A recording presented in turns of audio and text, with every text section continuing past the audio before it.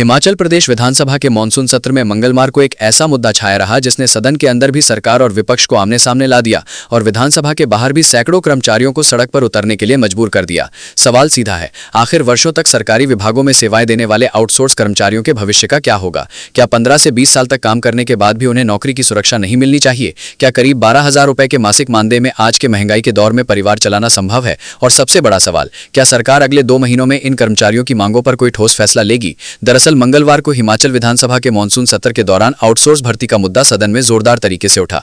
विपक्ष ने सरकार को घेरते हुए कर्मचारियों के भविष्य और आउटसोर्स व्यवस्था को लेकर सवाल खड़े किए। मुद्दे पर सत्ता पक्ष और विपक्ष के बीच तीखी नोकझोंक हुई और हंगामे के बीच विपक्ष ने वॉकआउट भी किया। लेकिन कहानी सिर्फ विधानसभा के अंदर तक सीमित नहीं रही। विधानसभा परिसर से बाहर चौड़ा मैदान में प्रदेश के अलग अलग हिस्सों से पहुंचे आउटसोर्स कर्मचारियों ने सरकार के खिलाफ जोरदार प्रदर्शन किया। बड़ी संख्या में कर्मचारी अपनी मांगों को लेकर सड़क पर उतरे और सरकार से नौकरी की सुरक्षा, सम्मानजनक मानदेय और ठोस नीति बनाने की मांग की। आउटसोर्स कर्मचारी संघ के अनुसार प्रदेश के विभिन्न सरकारी विभागों में करीब 25,000 कर्मचारी आउटसोर्स आधार पर सेवाएं दे रहे हैं। इनमें ऐसे कर्मचारी भी शामिल हैं जो 15 से 20 वर्षों से लगातार सरकारी विभागों में काम कर रहे हैं।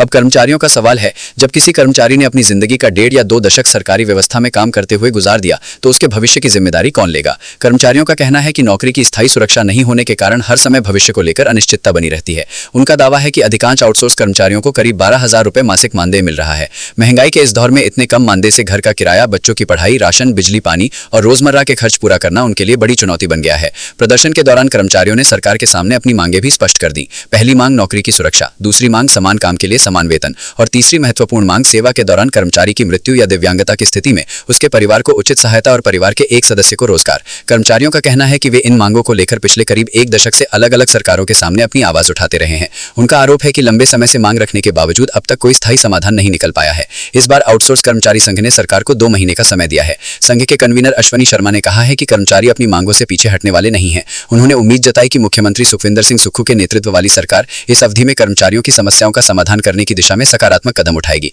अब असली सवाल यही है, क्या 2 महीने के भीतर सरकार कोई ठोस नीति लेकर आएगी? क्या वर्षों से सेवाएं दे रहे इन कर्मचारियों को नौकरी की सुरक्षा मिल पाएगी? क्या समान काम के लिए समान वेतन की मांग पर कोई फैसला होगा? और अगर 2 महीने बाद भी समाधान नहीं निकला तो क्या आउटसोर्स कर्मचारी अपना आंदोलन और बढ़ा करेंगे? फिलहाल मंगलवार को हिमाचल विधानसभा में एक ही मुद्दा 2 जगह सुनाई दिया, सदन के अंदर भी और सड़क पर भी। एक तरफ विपक्ष सरकार से जवाब मांग रहा था तो दूसरी तरफ कर्मचारी अपने भविष्य की सुरक्षा के लिए आवाज उठा रहे थे।